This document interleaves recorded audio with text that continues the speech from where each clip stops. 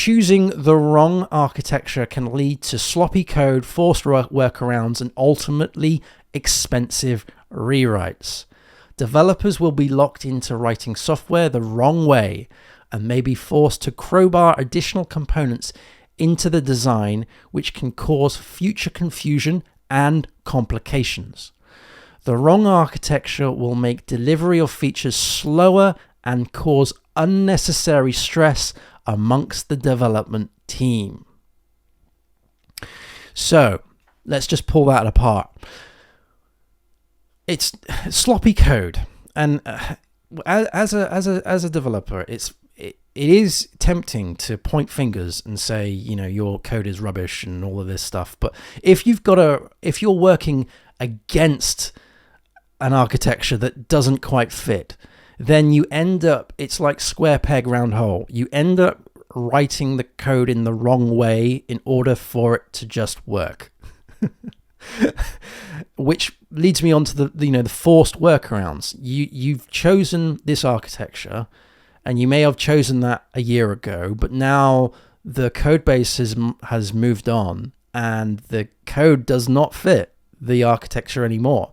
And so you're having to write bits of you're having to implement parts of the architecture, but not the full architecture, and you end up doing things to feed the architecture rather than have the architecture support what it is that you're trying to do. And that is incredibly stressful, and your team ultimately crowbars the additional components into the design, which can cause future confusion and complication. And the confusion there is when a new developer comes on board and they're like, what on earth is going on?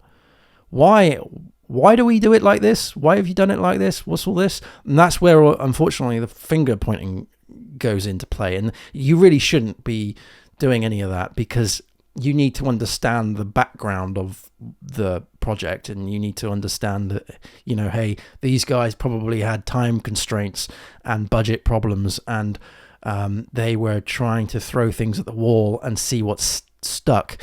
And so the whole get it out the door quickly mantra probably was what they were trying to do, rather than actually, and they probably have never had the opportunity to think about the architecture with the time in which it takes, because this is complicated.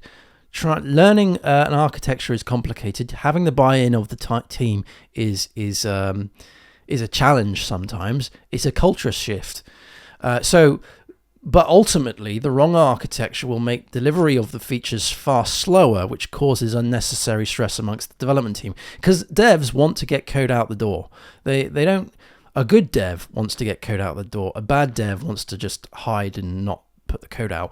But a good dev wants to keep delivering code, because you'll only know if your code works when you get it delivered, right? When the tests pass, and when actual users are using your code, and when the client actually wants you to do more and more of it, and they get used to the speed in which you're working at. Again, you end up, it's like a conveyor belt, and if the conveyor belt is stuck because the architecture is wrong, it may be the conveyor belt is now having to go up a hill to get over this bump, which is introduced by a bottleneck within the code architecture. Then you got problems, and everyone gets stressed out. So here are some considerations when choosing software architecture. The first one: does the architecture meet the functional needs? Consider the current requirement of the system, or requirements of the system, I should say, its boundaries and possibilities, and see if the architecture that is currently there matches what is needed. Make a note of the areas that are no longer compatible with the architecture, or areas of misuse. You have to be quite sort of you've got to be quite strict on yourself here.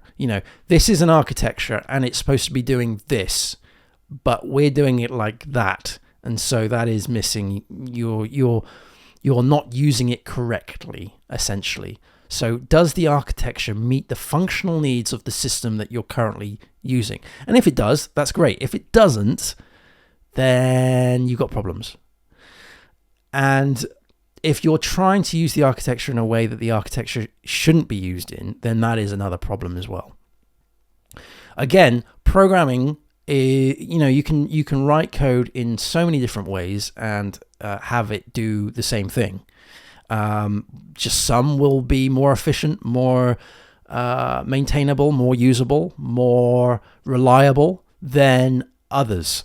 And when you consider the future needs of the system and its possibilities, then you also need to look at the architecture and see, does the architecture that we're currently using, will that map well to the future considerations of the system?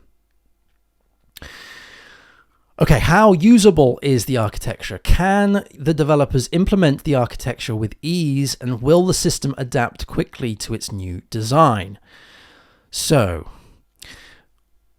there could be a skill issue here. So if you've chosen an architecture and you're talking to the team about the architecture, then you need to ensure that the team know how to implement that architecture, know the boundaries of that architecture.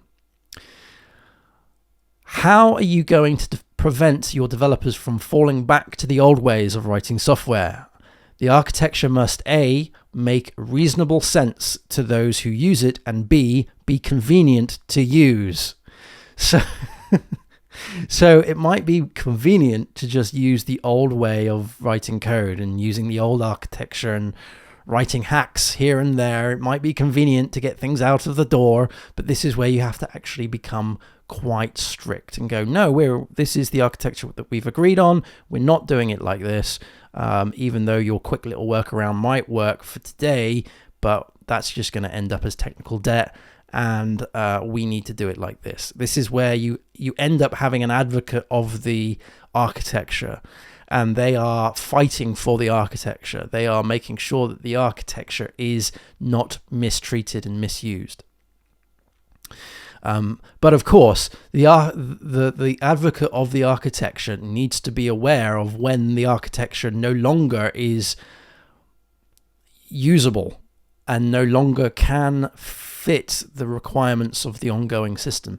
And systems are ever evolving, so you have to be aware that the architecture that you use today may not be the architecture that is in place in a couple of months' time.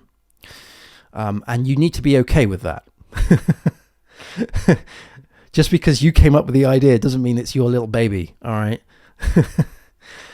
Okay, how reliable is the architecture? If you are thinking about adopting a different architecture, then create a list of all the current pain points of the current system.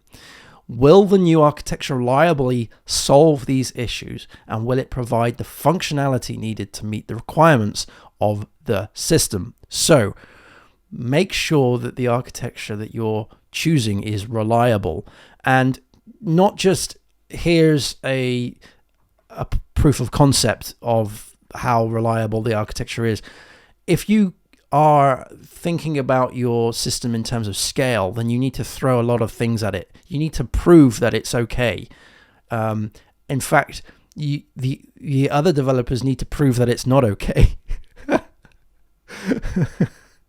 And then settle upon a choice. Okay, how well does the architecture perform?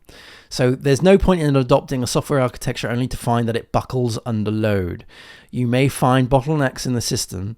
It is important to test the system and know where the potential issues may live.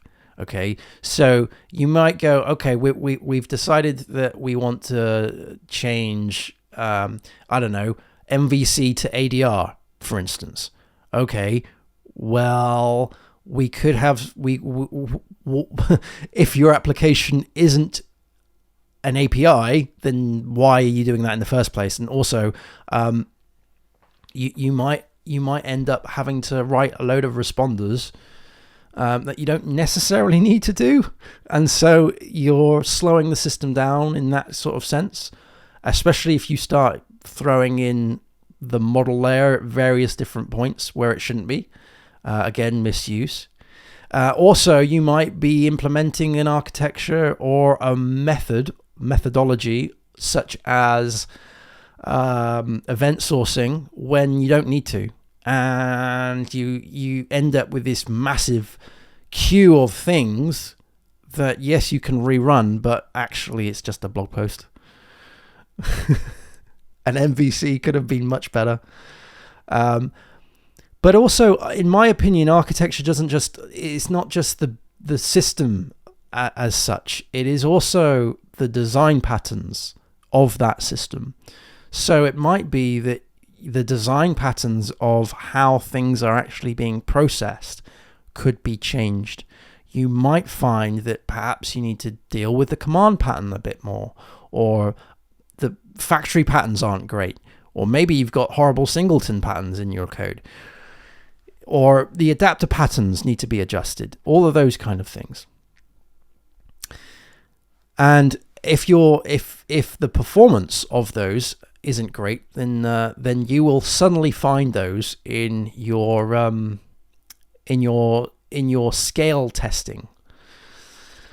As I've been talking, I've been trying to think of a tool that I've used before. I think it's called Siege, where you basically fire a lot of requests at something and you just see how your application loads and handles under load. So that's a tool that you could use. Okay, so how can architecture be implemented and supported? This is the next one. So ideally, the architecture that gets implemented now will still be in use in the few years to come. Ideally, it's not always the case, but ideally. If this is the case, then perhaps the decision to choose the architecture was the correct one. However, it could be that nobody has had the balls to actually say this is a bad architecture. Software is an ever-moving animal and change is inevitable. Hopefully, the architecture becomes a fixed design that proves itself. I don't like the word fixed design there because it evolves. A fixed design that proves itself as other software decisions are agreed upon. So let's say, for example, you decide that you want to use ADR, and you've decided that actually you want to be doing Python instead of PHP. And so you can still use your ADR architecture, but you would write it in a different programming language. That's a very extreme example, but another example could be a framework. So you've chosen to go down with Yi. You're going to do Yi, and you're building this in ADR, but actually you want to do it in Symfony.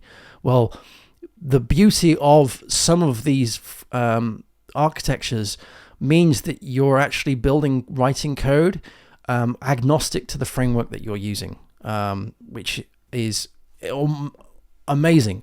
I would advise people to avoid any frameworks that have any opinions about any architectures. Because if you can get a framework where you are more in control of the various things and you can break away from that framework, but still perhaps carry some of the code to the new world, then that's much better. Okay, so it is important to support the architecture through the life cycle of the software and keep checking that it is being adopted in the correct manner. It is the responsibility of the team to ensure that the architecture is being followed and can still be fully utilized within the future changes of the system. This goes back to having sort of an architect advocate, someone who knows the architecture from inside and out, and is like, this is what we're doing and this is why, and ensuring that all the code that gets into the code base adopts the architecture in the right way and basically ensures that it's a smooth running machine. Okay, it's so tempting to not understand the architecture, especially when you are new. You come into a role and perhaps they're using an architecture that you're not familiar with. And so you end up writing code which is like the architecture that you're more used to, which is probably MVC, but actually it might be different. And there is so many projects out there that are MVC that probably shouldn't be MVC.